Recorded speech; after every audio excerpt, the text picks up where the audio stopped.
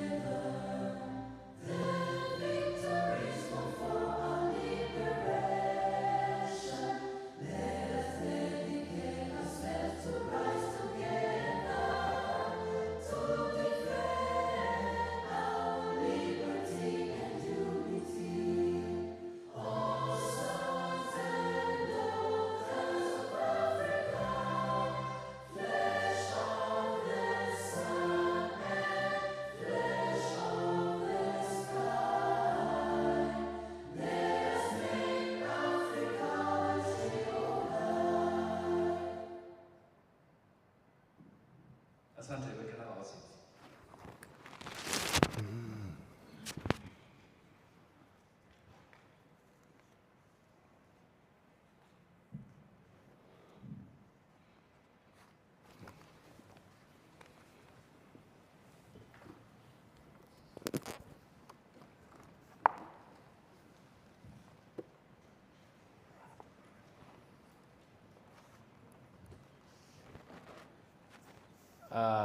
Good morning again. I hope you had a good breakfast.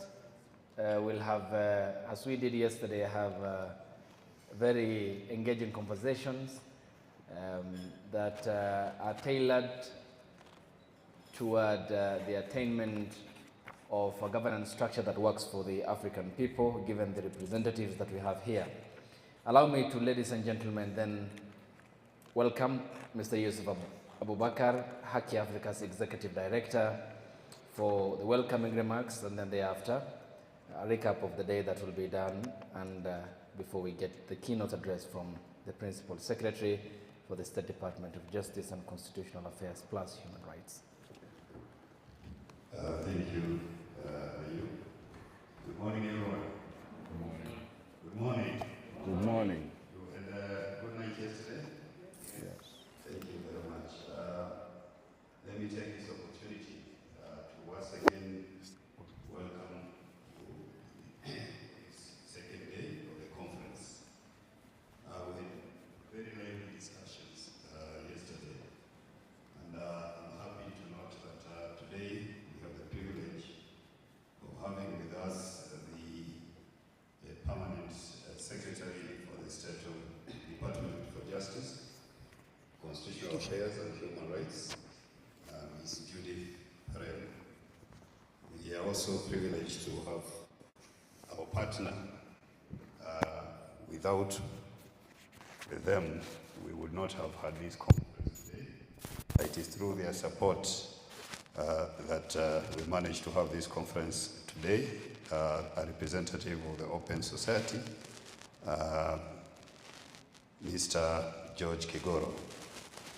But before we proceed, I will invite Edward Wanyonyi, our rapporteur, to give us a recap of what he discussed yesterday. And then I will invite our partner, Mr. George Kigoro, to give us an overview of what we discussed, the theme of the conference, the discourse between national security and human rights. So, Mr. Wanyonyi, thank you. Come and give us a recap of what happened yesterday.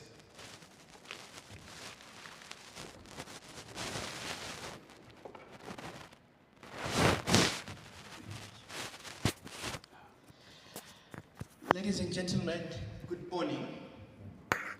All protocols observed. Here to provide a summary of the discussions that happened yesterday. Very robust discussions happened yesterday as we started off this conversation. And we need to appreciate that the context of the conversation is a very evolving and multifaceted and multidimensional landscape of human rights in Africa. And so a number of the conversations and the pointers that came out are actually points of reflection that invite us to dig deeper and ask ourselves questions that hopefully might be answered today, but also questions that will also continue to inform our discussions and our deliberations as we go forward. There are three main areas that centered the conversations around. First was the issue to do with legal and constitutional balancing, whereby while constitutions might actually adopt a progressive tone, practice is that beyond the regime that perpetrated the constitution, the subsequent regime comes and does a virtuous clawback. And so we need to ask ourselves, how do we safeguard the constitution beyond the existing regime that actually has brought forward a progressive constitution? While we realize that courts are also becoming independent, in some cases we find other places or jurisdictions whereby the judiciary also becomes part and parcel of the executive, and also now becomes an accessory in terms of progression of human rights. The aspect of safety and defense of the human rights defender needs also some level of scrutiny. There is always an assumption that there are people out there who are human rights defenders, and then we are here as civilians, as citizens. So those ones fight for us, and we cannot be part. But actually, if you look at civil society, it takes all of us. All of us are civil society. There is no one who is civil society, and all of us are citizens. We are civil society. All of us are human rights defenders in our own way. So it cannot be a case whereby there are activists out there, the othering of out there, so to speak, makes us to imagine that someone will always be out there for us. But we are all out, literally. There is no in anymore. The other aspect is the issue to do with the regional human rights frameworks. and this is a tension that we need to caucus today and maybe in future subsequent conversations. Do we need more instruments, more protocols, or do we need just the enforcement of those ones which are existing? You know, we can have more and more protocols, treaties, conventions put out, but if the current ones are not in any place being enforced and protected, then it means we are going to continue churning out, not implementing what we have.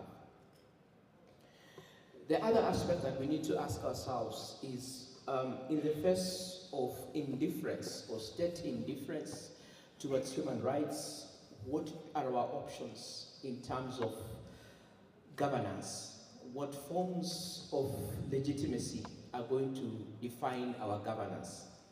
And what forms of expression are going to be legitimate? And as we look at that, I would like to pose a number of questions that were emerging in the conversations yesterday. And these are actually for structural and contextual consideration. In an increasingly funding and legitimacy constrained world, how is the human rights agenda existentially different?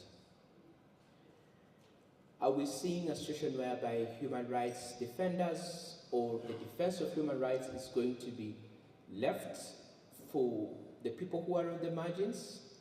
Or is it going to actually center itself in an environment whereby, for example, corporate private sector interests are actually more privileged because, yes, they bring the money.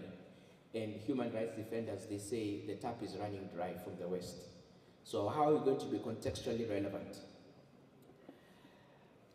How is the African civil society prepared to contend with the shifting nature of legislation, new legislation, around freedoms, essential freedoms, and the independence of institutions?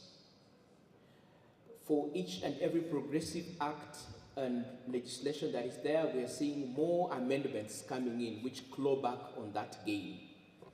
So how are we going to track ourselves and become relevant in an environment whereby the states actually realize that there is certain clauses and acts that give privilege to civil rights, and they go back and amend and actually introduce more punitive laws? Then what happens in a context whereby the state of emergency is in perpetuity, whereby there's an unending clutch and suspension of human rights? It is not temporal, it is not ending, it is in perpetuity. How do we deal with ourselves in that kind of context, whereby you will be constantly in a space whereby state of emergency in countries like Cameroon, in countries which have a challenge in terms of even governance, you have perpetuity, state of emergency in perpetuity. How do we deal with ourselves in that kind of context?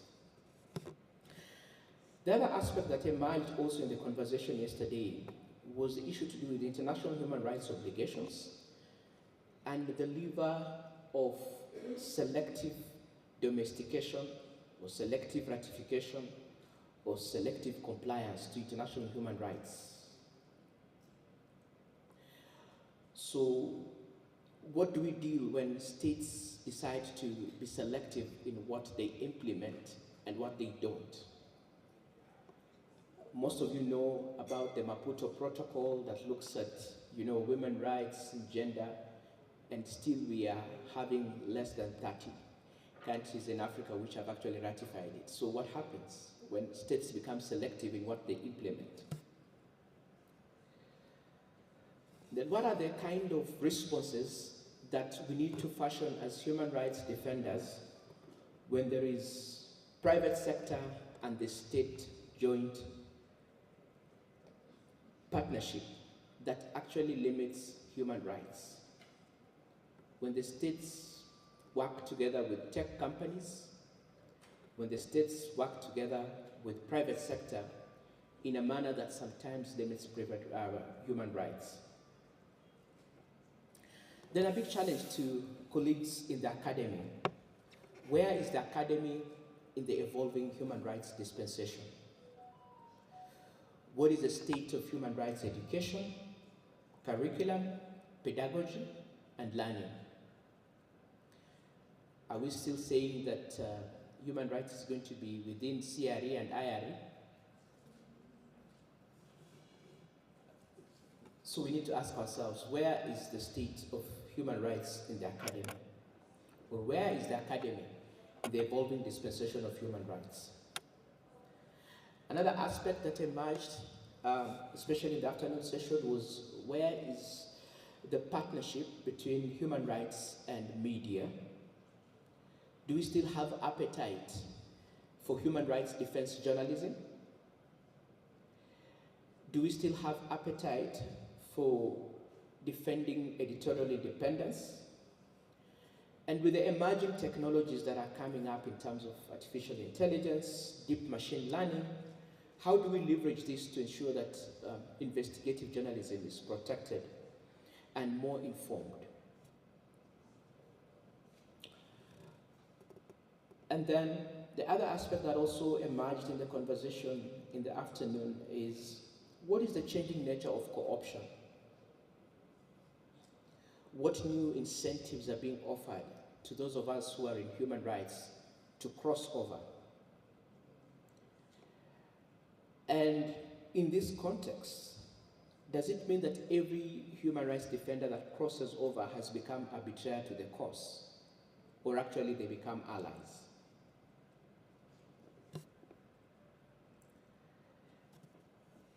The other aspect that also emerged was government and human rights cooperation.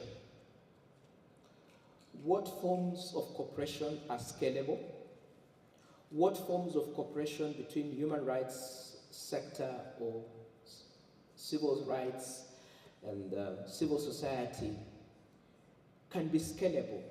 What forms of cooperation can actually work as a win-win? Moving beyond the dichotomy of saying them against us or us against them, what kind of partnership can we strike with government departments, government institutions? And you heard very well from the experience from the Director of Legal Affairs at IEBC. They were reaching out and saying there is opportunity to work with civil society. But not every form of working with government should be considered as a betrayal to the cause. Government is partners, they are allies in one way or another, and there has to be some conversation around this space that we hold for partnership and working together. The other aspect that also emerged very strongly was the issue of technology and human rights defense. Are we looking at pro-human rights technology? Are we looking at counter-technology? We need to ask ourselves questions around technology that actually works for human rights defense, and at the same time, technology that evolves itself in an environment of repression, where you have shutdowns, where you have mass surveillance, but at the same time, how do we ensure that there is cooperation and working together for the country? Human rights, as it emerged yesterday, is not about a certain section of the community or the society that is in opposition. It was very clear that human rights is for the country, is for the nation. Human rights is as existential as the state and the country. It is not against a particular regime, it is only about the nation, given the fact that human rights cuts across regimes, it cuts across political parties, it cuts across regions, it cuts across issues. Ladies and gentlemen, that is a summary, and we'll continue to deliberate as we go forward, and I welcome any thoughts and suggestions for improvement as we go along. Thank you very much. Thank you very much, Mr. Nyonyi, our rapporteur. Let's appreciate him once again. Thank you for capturing what was discussed yesterday. I think many of you may be wondering, why did Haki Africa chose this theme, conflict between national security obligations and human rights in Africa. Just to inform you that the conference is one of the activities and a project that is supported by Open Society.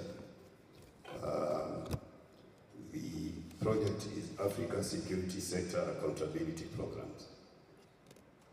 This is why we have a number of representatives from across the continent, and we have chosen a very relevant topic on the issue that is very live in many countries today.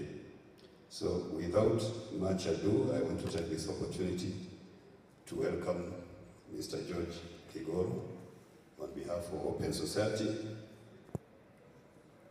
so that he also gives us his overview and his thoughts on the theme of the conference. So let's welcome Mr. Kigoro with rounds of applause.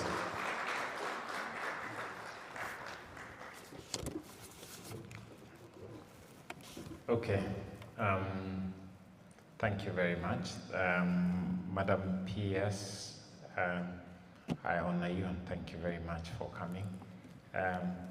Madam Board Chair, thank you very much, and I also honor you. I also honor Yusuf Abubakar, my friend, and Edie. I see my friend Eric from ICJ Kenya, where I once worked, and I see so many friends around the room, but also comrades, people with whom we share struggles. Also an acknowledgement of people who've come from very far to be here today from other countries, to be part of the conversation today. As you've been told, I work for the Open Society Foundations. We have an office in Nairobi. We also have an office in West Africa, in Dakar, and another office in South Africa. We had more offices, but we have it's restructured very significantly, and in the process of restructuring, we've actually done away with some of the offices. Thank you for that summary of the conversations yesterday, because it's very useful. But let me also say that there was a bit of a confusion about yesterday that then meant that I missed, and thank you for your flexibility that has given me the accommodation. Thank you so much, Salma, for all that, and thank you for that accommodation and flexibility. So I just wanted to reflect very briefly on certain trends within the African continent that are relevant to the conversations that you are having here today. I think the first trend is something we always talk about. This is a trend of the fact that Africa has a predominant, Africa's demographics, and this is something that everybody refers to a lot. So we have a population of about 1.4 billion people around the African continent, and 70% of those people, that is close to a billion, about 980 million, they are 30 years and below. That's an important number. Then we have, of those people, of the 30 years and below, about half of them are, which is 550 million people, are 15 years and below. 15 and below, from 1 year or 1 day to 15 years, that's 550 million people. That's, and then that means the continent's population is not only young currently, but will remain young for a very long time, because if 550 million people are 30 years and below, they will be 15 years and below. If they're 500 million, 15 years and below, they'll be young people for the next 15 years at the least. And another group is being born as we speak. And so that's kind of the population pyramid. The overall population profile is a median age of about 18 to 19 years across African countries. So not only do we have a very, very young, a predominantly young population, but we will remain like this for a very long time. So this idea that we've got young people and whatever prospects or problems that represents is a passing cloud, it is not a passing cloud, it is our reality for the foreseeable future. I think that's the first point. The second point is, if you go to Kenya's own statistics, because you're in Kenya, it's again 70%, which is of the Kenyan population that is 30 years and below, which is 19.4 million people. Again, that situation will remain like that for a very long time to come because it's a predominantly young population. The other important trend is, which is trend number 2, is about the growth of urbanization across the African continent. That is a rate of 3.5% per annum. So after independence, when Jomo took power in this country, and that was also the call across African continent, there was that call of Rudi Mashambani. Has anybody heard that? Rudi Mashambani, for the people who don't understand, so that's Swahili for go back to the land. So the assumption was in the beginning that we were going to better rural life, and then that will attract people to move from town. They were in town temporarily looking for livelihoods, and they would go back to their rural areas and repopulate those areas. That was the call. So Mzee Kenyatta was, his call, a clarion call for a long time was Rudi Mashambani. Did that succeed? No, it did not succeed. What we've seen instead is the opposite trend. In our rural areas, all our rural areas, if you have finished school and you don't have a job, which is the fate of a very large number of our youth, your parents don't want to see you around in rural Kenya. You'd better be jobless in some urban place where they hide the family shame of you being jobless than you being jobless, unasumbuka, unateseka, with everybody in the village gossiping about you finished your education, you have a university degree, go into some city or some town. So that explains the growth. People are leaving up country and coming into cities. Even people who retire, you've done your time. It also used to be the assumption, which is why we build homes in rural areas. We build big, nice houses, and we say, when I reach 60, 70, this is where I will retire. It is also not happening because it is social and cultural circumstances make it very difficult for people who have had their careers and raised their families in urban areas to go back to rural country. So that explains the trend, 3.5% urbanization across the African continent. So the future is urban. The future is not rural, whether or not we like it. We fight over land in our where we come from, but that land is not as useful as the wars that we have over it suggest. We don't actually need a lot of it, and a lot of people who have land in rural areas, their abiding problem is, what do we do with this land? It was left for me. My parents planted trees. They expected that when I marry and settle, this will be my home. but I can't relate with that existence because I'm kind of urban trending as part of this growth. The third trend is mass education.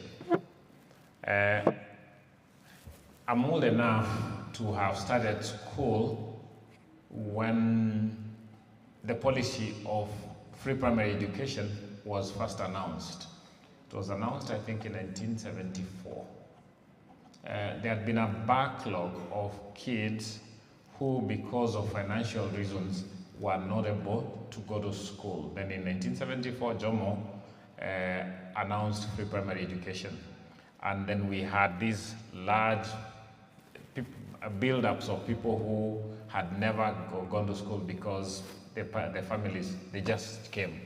So we had these classes of people who are between 6 years as the youngest, and you've got these people who are as old as 18 years, because finally that is how long it has taken to get a chance at education.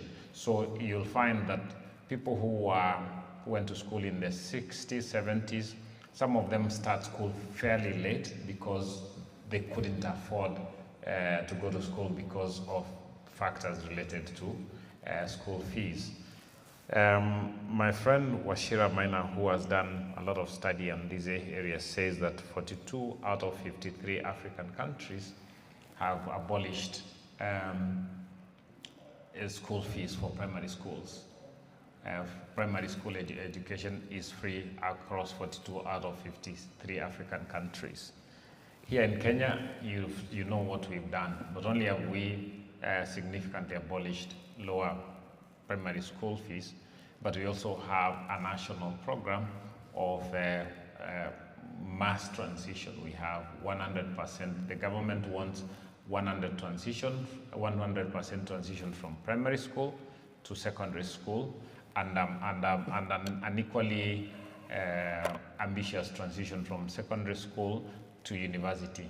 What it has done is it has its own massive challenges, Madam PS, and those challenges are not talked about openly, unfortunately, but it does have challenges. But the point I'm making with this is that we have, across the continent, a policy of exposing the population to education. That is a third trend. So these three trends, a young population, urban people moving into urban areas, and people receiving some kind of education, those three broad trends explain some of the political happenings around the African continent. With such, Africa's population growth is still very high. It has come down, but it remains around 4 children per woman. So that is still a very high, that is a high population growth. When you have all these young people who have an education, who can move to urban areas, or have moved to urban areas, and what they expect next is a job. But those jobs are not there. And that is the heart of the African crisis and the heart of a lot of what we are talking about here in this conference. So when governments have been confronted with these large and increasingly quickly growing populations that then they don't have jobs for, because the moment you are given an education is a promise. It is a promise that once you finish the education, you'll get a job. But you find you finish your education, but you don't have a job, and that is the fate of a lot of people in our own households. Everybody knows somebody in their own family who does not have a job. And there's frustration within the family, there's frustration among the individuals. So when people then move to urban centers, they move there to hide their joblessness and their frustrations. When you've seen anti-government protests and so on and so forth, they've tended to be most most active, most effective in urban areas. And this is because of the drivers of those are the fact of large numbers of people living together and hiding their social and economic problems. So when we've had those problems, governments are not able to give jobs or are not able to guarantee jobs in the way that the population expects, then that population will agitate. And a key agitation point tends to be around elections. What elections do is they provide turning points within countries. People come and promise that unlike the government that is in power, we have a better option and we have better options than you. Or what sometimes happens around elections is because populations are frustrated by their circumstances, they feel that the way to punish the people in power is to vote them out. And so the elections become major inflection points around our countries. If you go back to the return of real democracy within the African continent, which goes back to the early 90s and around the fall of the Berlin Wall, you saw dominant independence and liberation movement losing power, like what happened in Zambia in 1991, I believe. That trend was discernible across the continent. And then ruling parties found a way of staying put, taking you through the motion of elections, but never intending to lose or hand over power. But you've seen a new trend that is happening around the continent right now, which is a trend of the liberation movement across the continent increasingly being assailed. You have Frelimo, they are still hanging on, but Mozambique is in tatters as a result of their staying onto power.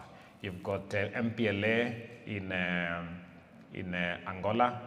They are hanging on since 1975. Their numbers have been decreasing, and the voter turnout has also been going down because people feel that this election outcome does not necessarily represent the will of the people.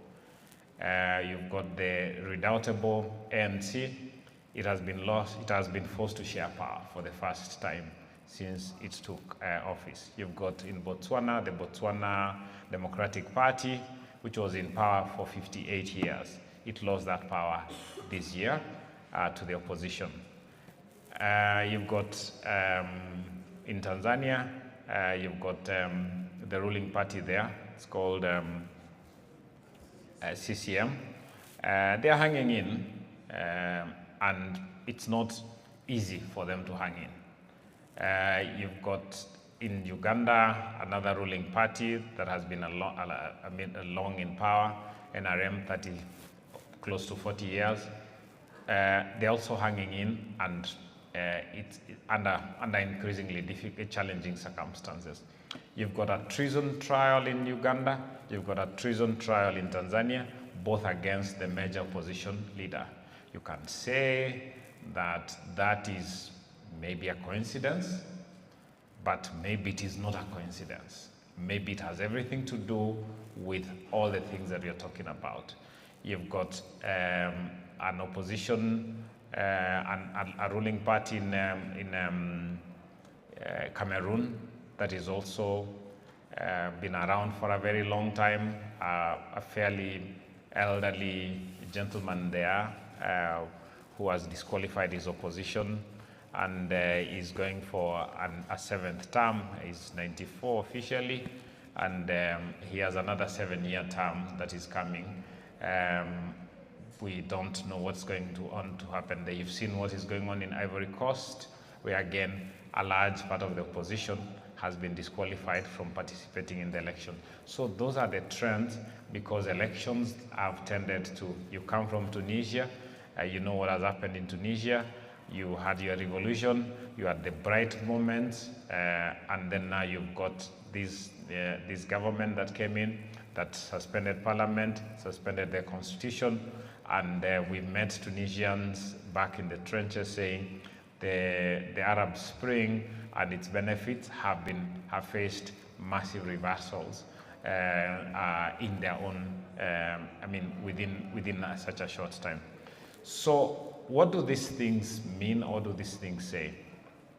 There are ways of the confrontation between, on the one side, populations that are largely young, and I pose also to describe in a sentence or two what happened here last year in Kenya.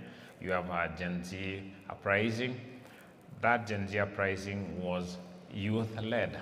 Largely, it was youth-driven. Who else was going to drive it, given what we've described? It has to be youth-led, because the population is that way.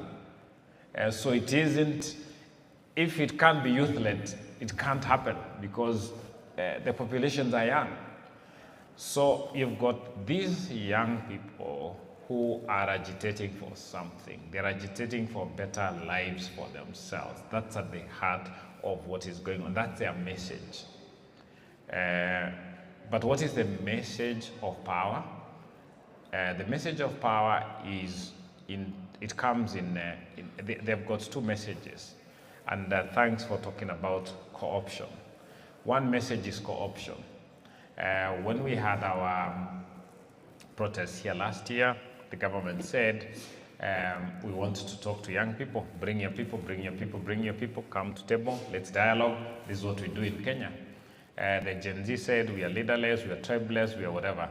But one of the reasons why did they say they are leaderless, they're all that? Because they don't want, that is their way of managing co-option.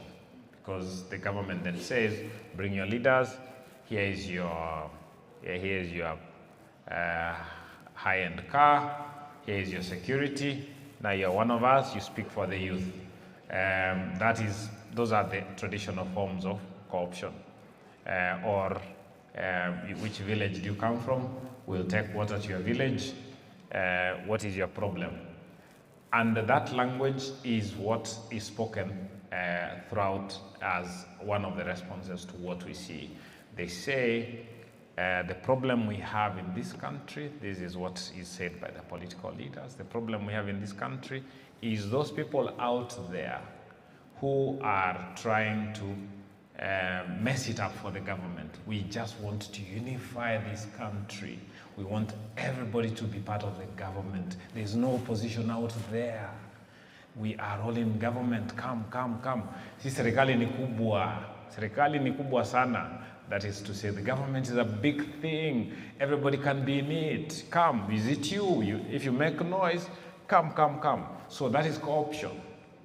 The other way is, if co-option doesn't work, is the big stick. They hit you hard. And around our countries, people, especially young people, have faced the big stick of the state in different forms. It is in the form of disappearance, it is in the form of being jailed, it is in the form of being shot in the streets. So that is the alternative. And those two strategies are used completely interchangeably and all the time. Every time the power is confronted with these difficulties, the first one is serikali ni kubwa. The government is a big thing. You can have a bit of it. If you don't want, or if it is difficult to rein you in on the co-option bit, then it's going to be, we'll roll out the big stick. And now, so when you see, so for them to successfully use a big stick, then they have to build language that justifies it. That language, as you, Hussein, karibu sana ndugu. I see, so for them to use the big stick, then there has to be developed language terminology that justifies it. that language is going to be, I've talked a bit about some of it. It is something around you don't want, you are anti-unity, and so on and so forth. And the way then they, once they've justified that, then they will use force. When you see security people, there's a saying that when you see a dog barking, it is not the dog. There's a person who owns the dog, who trains the dog, who has created the dog. Look for the owner to negotiate with for your rights. So we focus on security. The armed people, whichever form they are, without focusing on the people in suits and ties, who are the ones who control them, who are the ones who tell them, now we kill this one, now we jail that one. Those are our enemies, and so on and so forth. So the people who are in suits, around tables, dialogue tables, those are the people who are running the situation. And their enemies, as they perceive them, are the social forces that are fighting exclusion, that are fighting economic marginalization, and that are responded to in the way that we've talked about. So, and I close by asking, so where do we go next?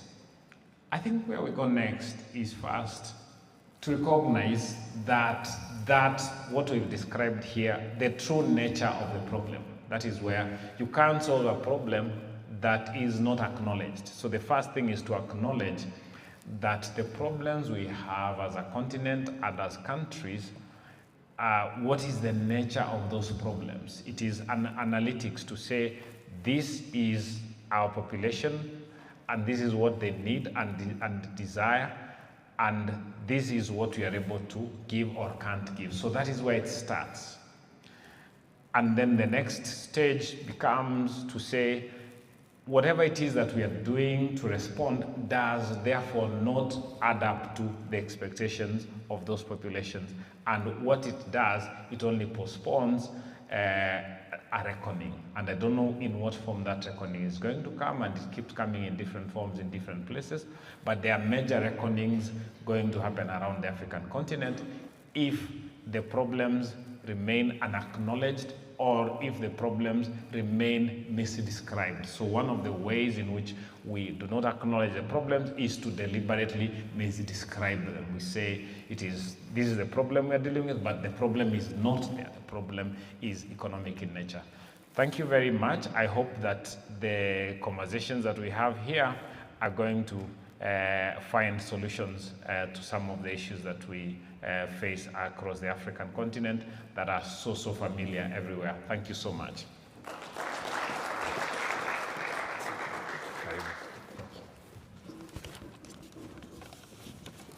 Asante.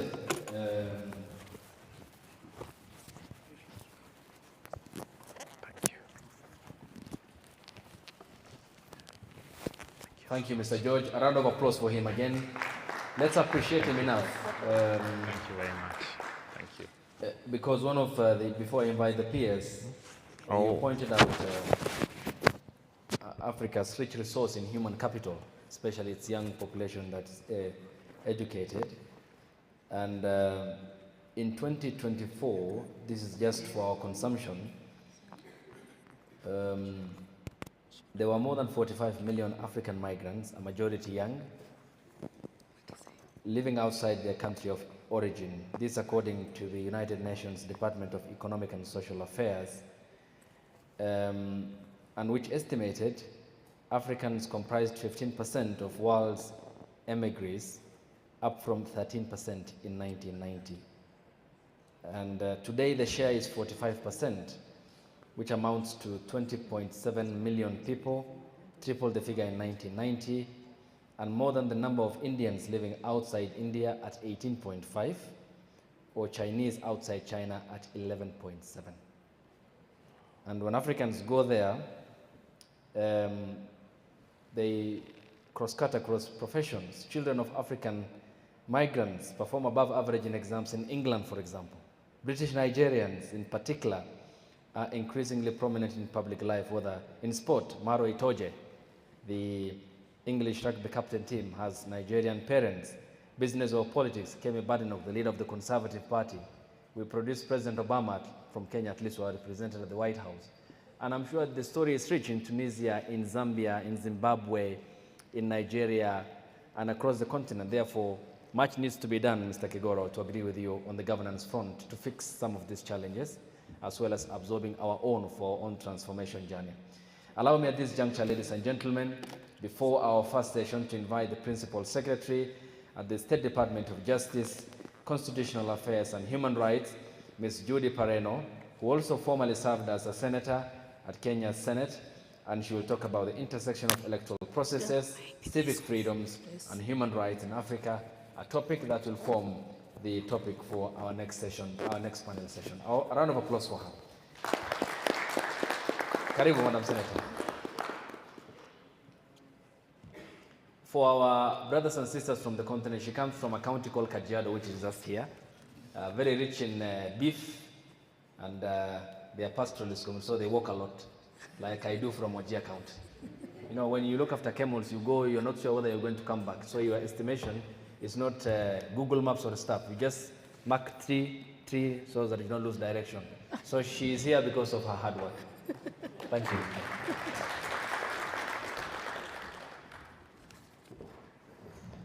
Thank you so much. Good morning.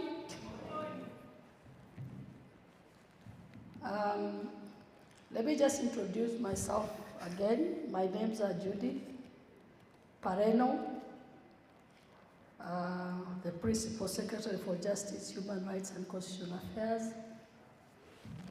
I'm about 3.5 months old in office. But I am told we have representatives of the Republic of Ghana, Zambia, Tunisia, Uganda, Tanzania, and of course, our Kenyan people. So let me take this opportunity to welcome all of you. This, I'm sure the team has already done a very good welcome from yesterday's deliberation, and feel at home. On behalf of the government, I am here to tell you that I want you to feel at home.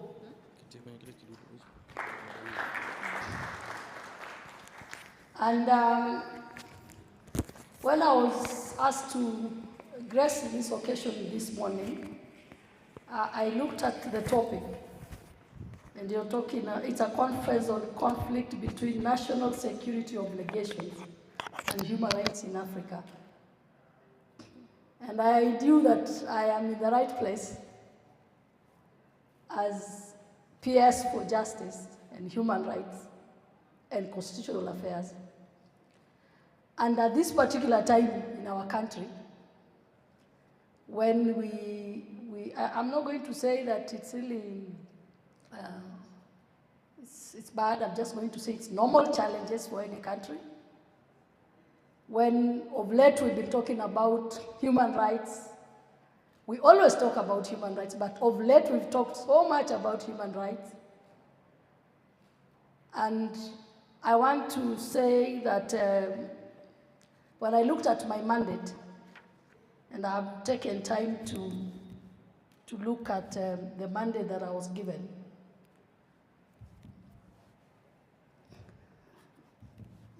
I don't know how to do this.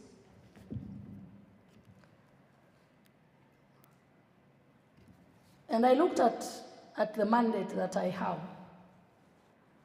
And out of the 19 functions that have been given to the State Department of Justice, almost in every function there is something to do with human rights.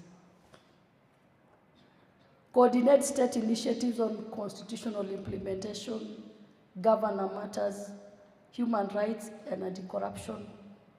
Establish institutional framework to facilitate public participation in fulfillment of constitutional imperatives of citizen engagement in good governance processes. Oversee the implementation of the National Council on Administration of Justice. Programs that deepen national ethos and the rule of law in society. Civic education on the constitutional provisions that promote the culture of constitutionalism, strengthen the legal policies and institutional framework for anti-corruption, ethics, and integrity, issues to facilitate ratification of international and regional obligations on human rights and corruption, civic education and coordination of victims' reparation frameworks, policies on and frameworks on human rights. Everything touches on human rights. And even when I looked at the institutions that were placed under my docket, about 9 institutions, all of these institutions has something to do with the rights. So I feel I'm in the right place and the right topic to talk about. And I will read what I have as a written speech today, but I also have just a little comments, noting that we have a lot to talk about on human rights. So, distinguished delegates, esteemed colleagues, civil society champions, and friends from across our continent, I am honored to deliver this keynote address on behalf of the Government of Kenya and in my capacity as Principal Secretary for Justice, Human Rights, and Constitutional Affairs. At the onset, allow me to commend the conveners of this Pan-African Conference for creating a platform that brings together practitioners, policymakers, and advocates who reflect on the evolving relationship between national security and human rights across our continent. The theme of this address, the intersection of electoral processes, civic freedoms, and human rights in Africa, is both timely and consequential. It invites us to examine how democratic governance can be strengthened through inclusive electoral systems, while safeguarding civic space and fundamental rights, particularly in contexts where national security concerns are heightened. This subject goes to the very core of democratic governance on our continent. Elections remain the primary mechanism through which citizens without fear. But when these conditions are absent, the promise of democracy is hollow, and civic space shrinks. Across Africa, we have witnessed both progress and setbacks, like in any other continent. On one hand, peaceful transitions of power have shown the strength of institutions. On the other hand, we have seen contested outcomes, internet shutdowns, heavy-handed policing, and shrinking civics. That electoral management bodies, security institutions, and civil society who work hand in hand to guarantee civic participation in ways that are inclusive, transparent, peaceful, and credible. While the imperative to maintain peace and stability is legitimate, it must be pursued in a manner that is proportionate, lawful, and consistent with constitutional guarantees for us to have a safer Africa. We must always remember that security is not the enemy of human rights. But when security frameworks are designed without public participation, implemented without oversight, and weaponized against dissent, they cease to protect, they begin to oppress. Ladies and gentlemen, so how do we move forward? How do we ensure that security and rights reinforce rather than undermine each other? First is by strengthening electoral institutions. Independent and well-resourced electoral commissions must be placed at the center of credible elections. Their integrity determines public trust. Alongside this, civic education must be continuous, thus empowering citizens to understand not only their rights, but also their responsibilities within the democratic space. And equally important, election observers must be accorded full protection to carry out their oversight role without interference. Secondly, is undertaking policy and legal frameworks. We must review political financing laws to curb corruption and undue influence in our electoral processes. Campaign practices must be properly regulated to guarantee fairness and equity across the potential spectrum. At the same time, digital freedoms must be safeguarded with clear legal safeguards against misinformation on one hand and arbitrary digital repression on the other. Third, by ensuring law enforcement and security oversight. Security forces must remain impartial guardians of peace, not partisan. Rules of engagement must be clear, prohibiting excess force and safeguarding the right to peaceful assembly. And finally, independent oversight bodies must be empowered to investigate violations promptly and decisively, ensuring accountability at all times. I want to pause there and say, as a department, State Department of Justice, we now have, as one of the institutions under my department, the National Coroner Service, which is being operationalized. A budget has been given, offices are being created for the coroner to be able to help in identifying unexplained deaths, to help the police, and independently do that without having to rely on the police alone. These approaches are consistent with the African Charter on Democracy, Elections and Governance, aligned with the aspirations of Agenda 2063, and reflective of Kenya's constitutional commitment to public participation, accountability, and the rule of law.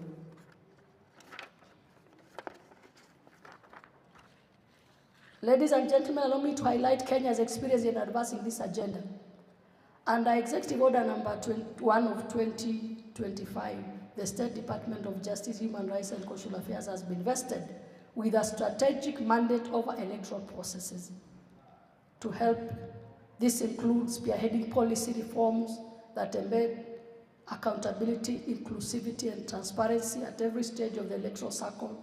Through this mandate, the State Department is strengthening institutional coordination, supporting electoral dispute resolution frameworks, and ensuring compliance with human rights standards.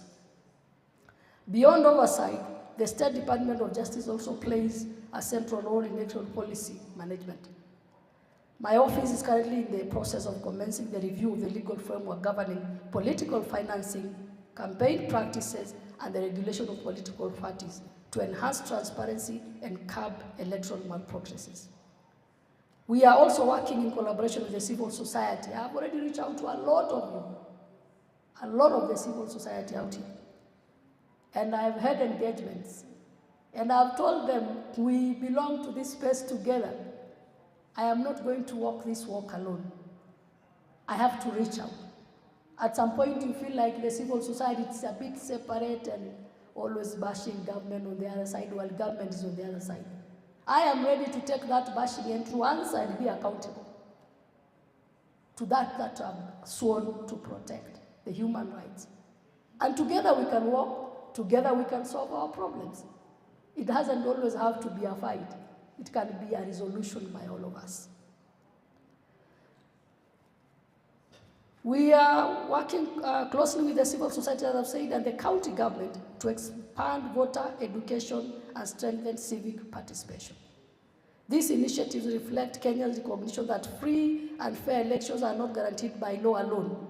They must be cultivated through responsive policy, robust institutions, and a rights-based approach. Ladies and gentlemen, as I conclude, the future of African democracy will be shaped by how we handle elections. If our processes are credible, inclusive, and rights-respecting, then our institution will gain legitimacy and stability. If not, we risk sliding into circles of mistrust and unrest. As we proceed to the next plenary session, as you proceed, I invite us to reflect deeply on these 3 questions. 1, how do we ensure electoral processes are not only credible, but inclusive and participatory? 2, how do we balance legitimate security concerns with the imperative to protect civic space? 3, how do we institutionalize rights-based approaches in our governance system? Distinguished delegates, in conclusion, as we deliberate in this conference, let us be bold, practical, and solutions-driven. Let us leave this platform with not only analysis, but with a renewed commitment to ensure that electoral processes in Africa are truly free, fair, and anchored in the rights of our people. Above all, let us ensure that every ballot cast is not just a vote, but a voice protected, a freedom affirmed, and a future secured. I thank you all.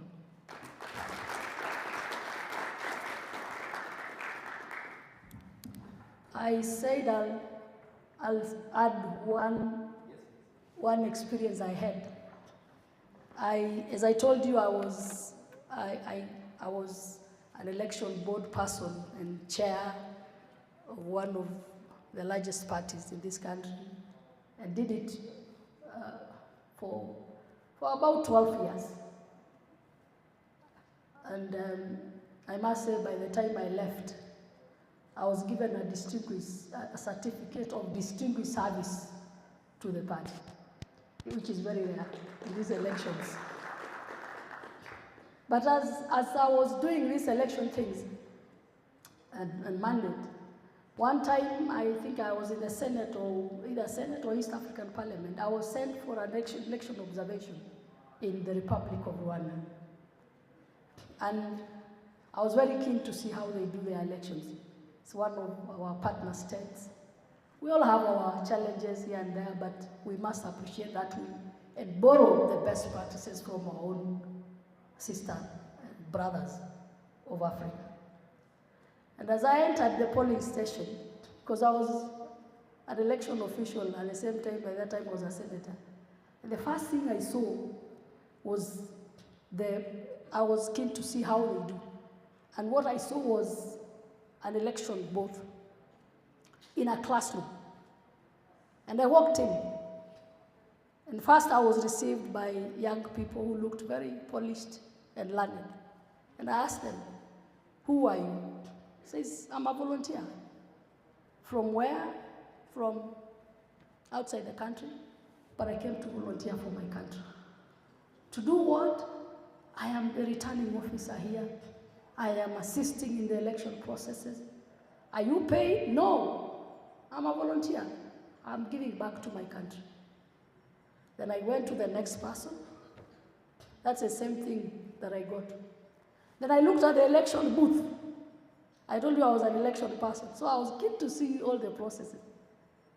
A simple election booth with a desk there, made of very simple material, and people were freely walking, and they did their elections. And I asked, "How much was this election booth? Like, it costed how much?" They told me about $1.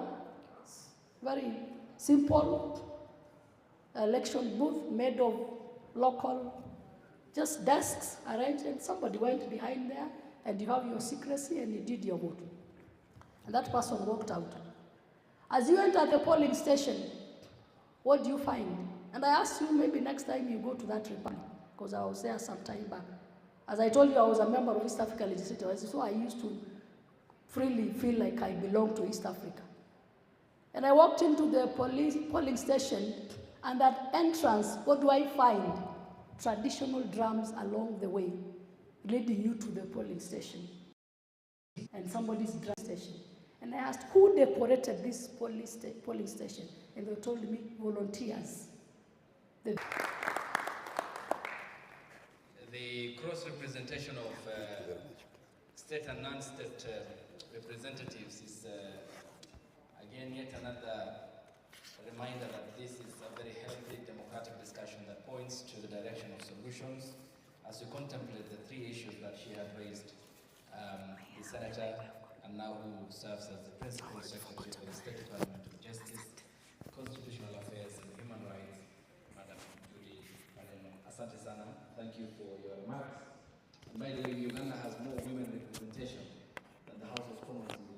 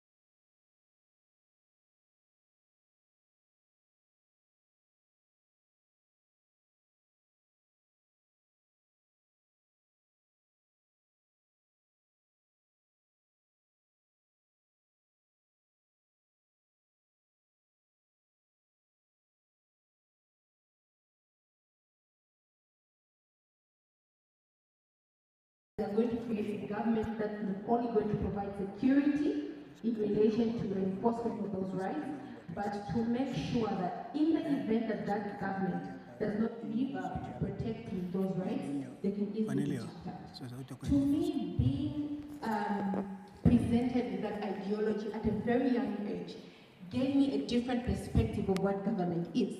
It gave me the idea that, well, I am the one who brings government. I'm the one who births government. I'm the one who brings about the idea of a leader through the enforcement of my rights, my liberty, and the property that I have. So coming back to the topic of discussion that we have today, we get to understand that the principle of the social contract that we have between ourselves and our leaders is being necessitated by the creation of the laws. The Constitution is the one that spells out the social contract in our modern days. So we have the Constitution, we have the African Charter of Democracy, Elections and Governance. So these are some of the documents that we have that spell out this social contract in our modern day reality. So moving from that then, how do we come about to enforcing the social contract? We use elections as the vehicles that come then to make sure that we enforce this social contract. And the elections that we have by and large in Africa are a representative democracy in the sense where I surrender my power and my ability to make a decision and I give it over to you to do that on my behalf. I do not do that to you. I don't give you that power so that you get to abuse it. I give you that power so that you should do what it is that I want you to do. So getting to experience those concepts at very young age and at a stage where the politics in my country was quite violent at the time, I got to understand that, well, perhaps there's something that is not happening right in the way we are moving around with this governance issue. And just a side note, on the same topic, in relation to the our jurisdiction in Zambia, we have put such high prominence on franchise and the power to choose who you want to speak on your behalf through different cases, such as the case of Geoffrey Malembeka, which brings to light that prisoners can also vote because you don't lose the right to dictate the way your life is simply because you're being incarcerated. Persons with disabilities, it is a mandate for the state then to make sure that they create an environment that is sustainable and is able to accommodate people who live with disabilities. That was just a side note. So going back to the question that we have here on the table, I identify that the main reason why we are in a state of undermining elections and making sure that elections are illegitimate is because, by and large, we have commercialized our politics in the sense that there is a state capture when it comes to the media. The state controls the media. It is either it's going to control the main media because of the power that it has, or it's going to control dissenting media by curtailing it and telling it that you are not going to run your business because you are a dissenting voice. To me, that's the commercialization of politics. The other aspect of politics being commercialized is the fact that there is a blurry line when it comes to separations of power. I say this because in order for someone to be part of the legislative arm, they need to have a particular financial muscle. And that financial muscle is directly tied to a political party. And so you find that in order for the legislature to be composed, the ruling party or the party with the biggest financial muscle is going to make sure that they secure all the seats or majority of the seats in power. So you see the executive being run by one political party, the legislature being headed and being the majority of the different the same political party. So it creates a blurry line when it comes to not only protecting the vote that put that member of parliament into office, but also protecting the choices that the people have. So we can go on and on about the commercialization of politics, but to me, I think by and large, that is a cross-cutting issue that is around Africa. Yeah. Okay, Chuku. The question of financing was pointed out. That's one. Two, the social contract aspect. And then 3, civic education itself, because we cannot run away from the fact that democracy also is prescribed in the format that the power is donated by the people, and the instances where there are warnings over the credibility and integrity of some who are seeking public or state offices, but the people still end up voting for them, which is a right that you cannot deny.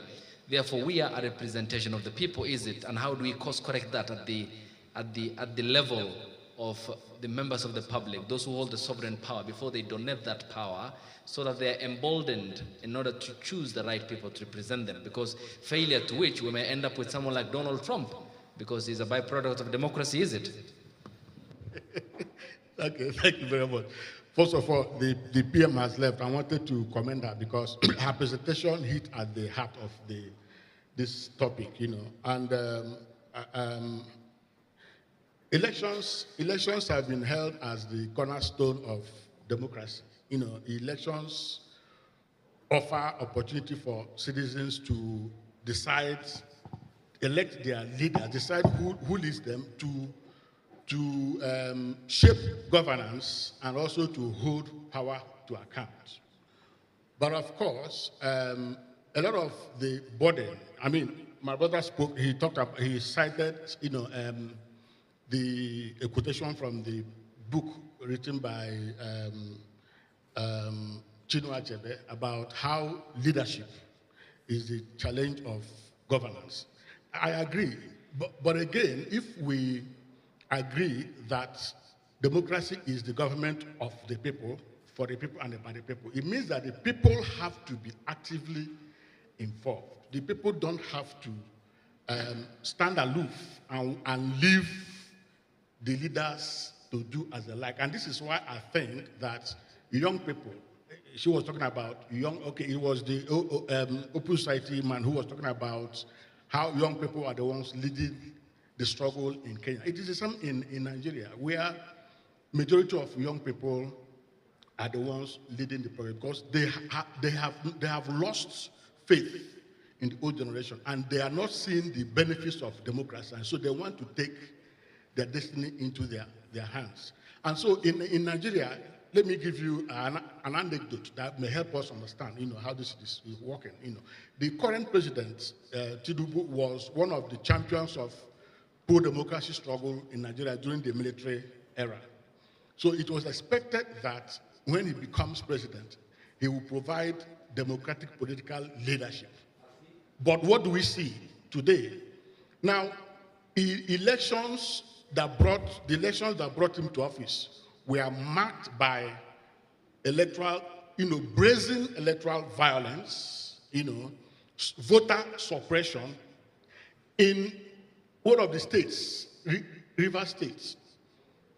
Reports by local observers and international, including the European Union Election Observation Mission, noted that elections in Rivers State were marked by violence, voter suppression, killings.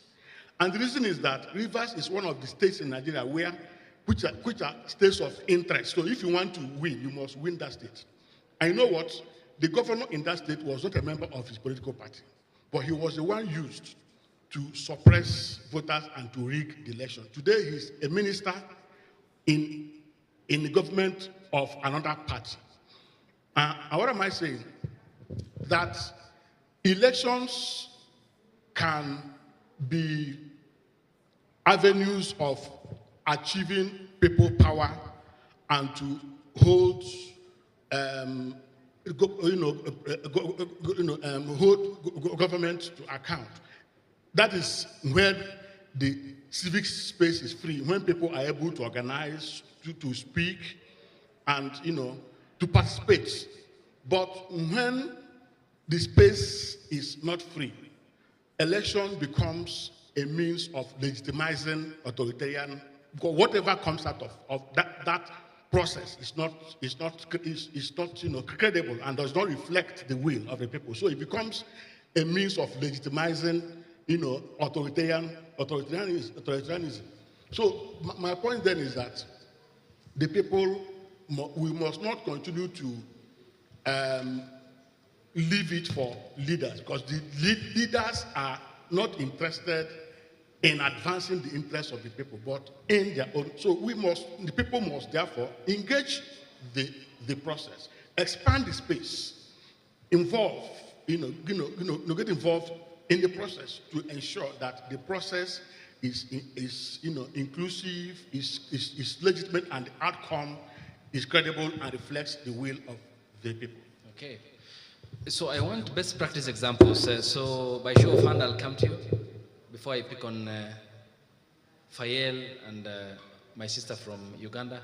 So Fayel, after the 2010-11 Arab Spring in Tunisia, your home country, has the poll process been fair or one that was dotted with violence? How is the campaign financing in Tunisia? Tell us more about whether the objectives of the Arab Spring, the sacrifice of Mohamed Bouazizi, were met for a Tunisia that is free, where the people can express themselves like you, and where they can count on their vote being counted to elect the leaders that they want. First of all, I don't prefer the word of Arab Spring. It's Tunisian revolution. Thank you. So, and it's not an Arab Spring. So starting by Tunisian revolution,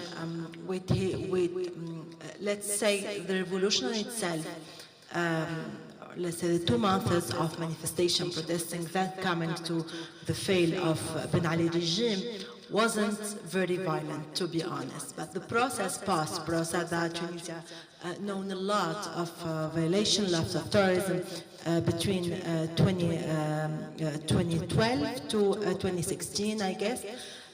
We had a lot of violence, we had a lot of terrorism attack, 2 political leaders was killed by terrorist groups.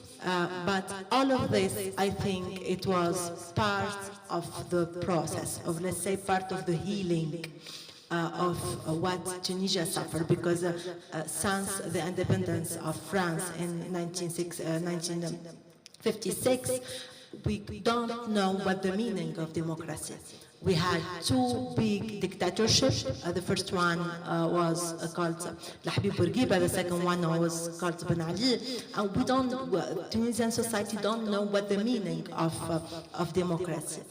So I think that the post-revolution was part of the healing of the country. The process was good, to be honest. It was good for the first draft of a country who wants democracy. We had the institution who was, the election institution was in the level. They do a great job in this time.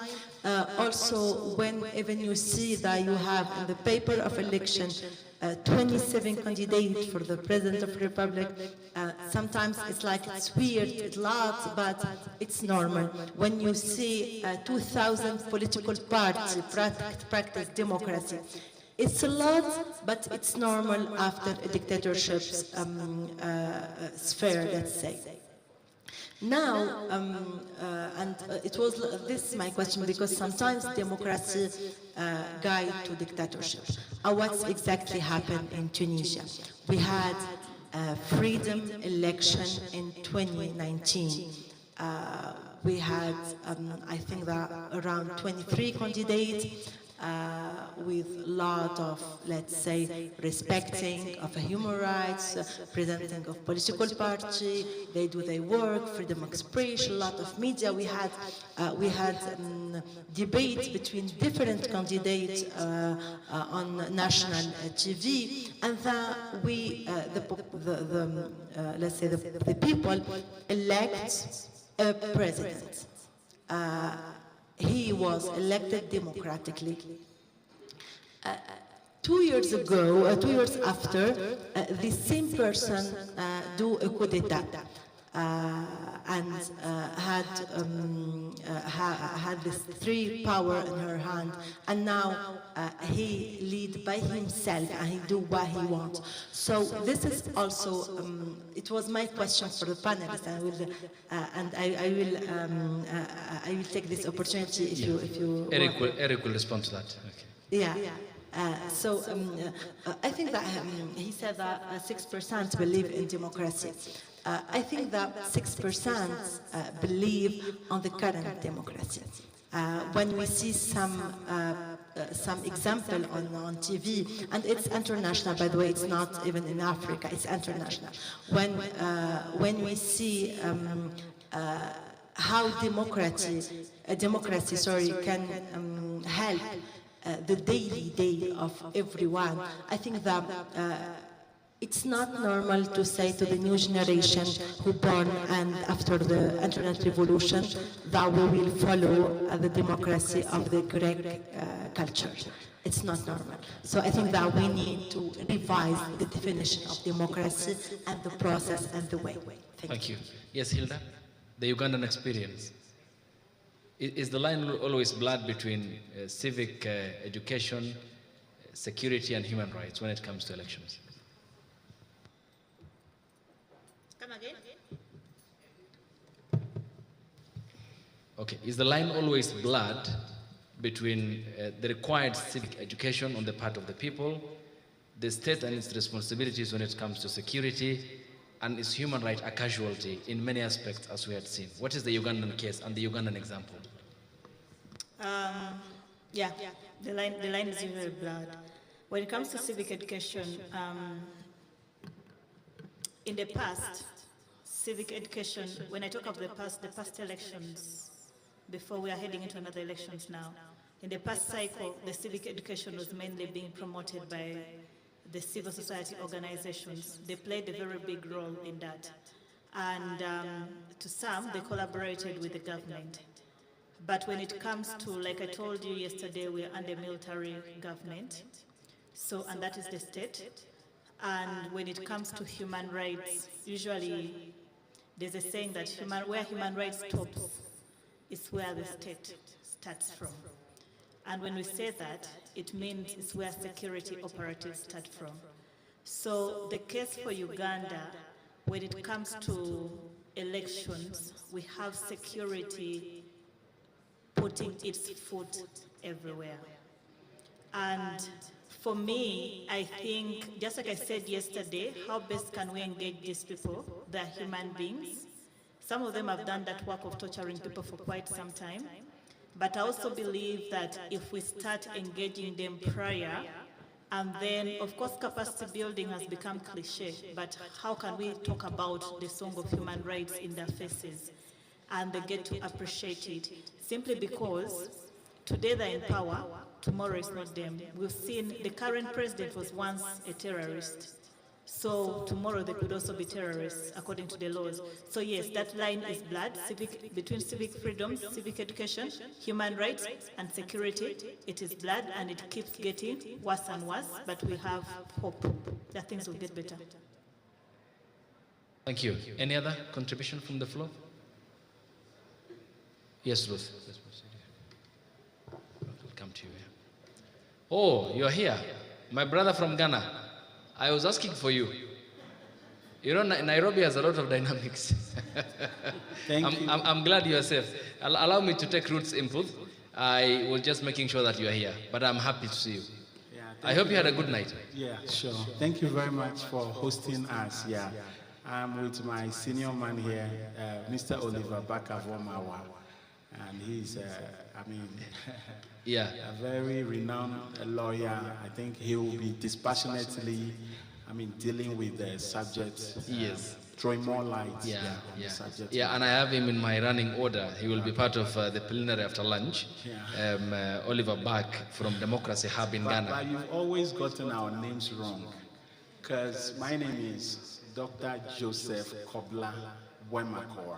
So the Wemakor is the last name, but you've always captured Joseph Kobla. Kobla is a name given to me because of the day I was born. So I'm a Tuesday born. Tuesday borns in Ghana, Kwabena, Kobla, and all that. And then the female aspect, Abena, Abla, and all that, yeah. So you have just shortened my name, Joseph Kobla. Yeah. I would prefer all the names written, or perhaps maybe Joseph Wemakor, the first and the last, or the last and the first, yeah. Well noted, as you had pointed out yesterday. Baka, his name is Baka Vomawa. His last name is also Vomawa. Okay. So Oliver Baka Vomawa. Yeah. We will undertake that corrective measure.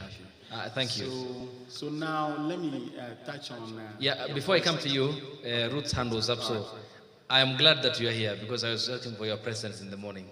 Thank you. Yes, Ruth. Thank you very much. Good morning once again. My name is Ruth from Zambia. Just to quickly, briefly touch on the critical question you asked about the blurred line. Yeah, for your comfort, just pull that gadget toward you. I think so. Yes, Okay. I think that way you won't lean. Okay, Yes. please proceed. As the case is for Zambia, or just even across the Southern African region, the line, of course, feels very blurred in the sense that the state does see voter or civic education as part of their mandate, and while civil society will step in to see it as part of their civic duty, I think the key tension that comes in is when civil society fills in the gap of civic or voter education, and the state may sometimes view it as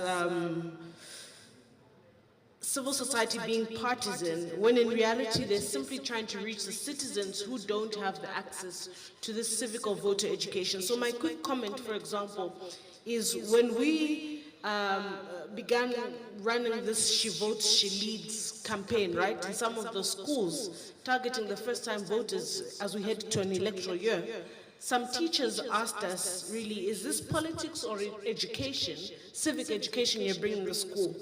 But I think after much reflection and this conversation, I realized that it's actually both, in the sense that we cannot prepare young people for democracy without actually teaching them both their civic rights, their political rights, but as well as the same political systems that govern them. So at the end of the day, looking at the African experience, we must get to a point where we realize that civic education, political education, voter education cannot be monopolized, and it must be co-owned by the state, non-state actors, but to conscientize the citizens to be able to effectively engage, or to effectively engage even at the ballot. Okay, thank you. Yes. Thank you very much. So if I understand your question, you said is civic education in Ghana blurring in such a way that it is not contributing so well to democracy? Correct. Okay. So in the Ghanaian context, we have a state institution called the National Civic Education, the NCE. And so this institution, the problem that they haven't done so well. In the past, they've been doing very well, but recently we haven't seen much work from this institution, this state institution, NCC, National Civic something Education, okay. NCC, Commission of Civic Education, yeah, I got it right. So I learned the problem is they have been under-resourced. That's the challenge they have.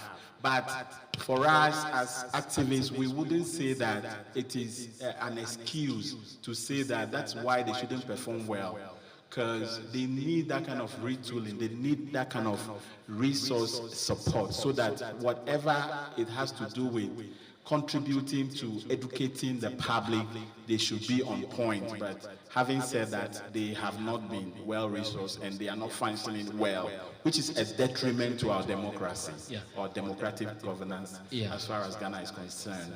And we, the CSO, the civic actors, have been doing well. For instance, my organization have been organizing workshops, seminars, and sensitization programs to educate the masses on some of these human rights issues and their right to voting. Other organizations equally have contributed their quota, but it's just shocking, or it's just unfortunate to note that the state institutions, which carry that much weight, that much power, hasn't done much to support when it comes to civic education. And by so doing, our democracy is lacking, because And it's also contributing to the shrinking of the civic space, because if you talk about civic freedom, the right to freedom of speech, expression, assembly and association, we haven't seen much improvement, or people are not enjoying that right to the full, and by so doing, inimically, it is contributing to their performances. And the government is also, fishing on that, or standing on that to violate the rights of people, because where civic freedoms are under restriction, it undermines the integrity of democracy and the electoral process, which gives birth to a democratic governance. So for us, that is the challenge that we have. But I must say that Ghana is relatively stable. When we are telling our story about governance, we are telling a story about elections, how we elect our government. I can say that although elections in the past have been marred with violences, including some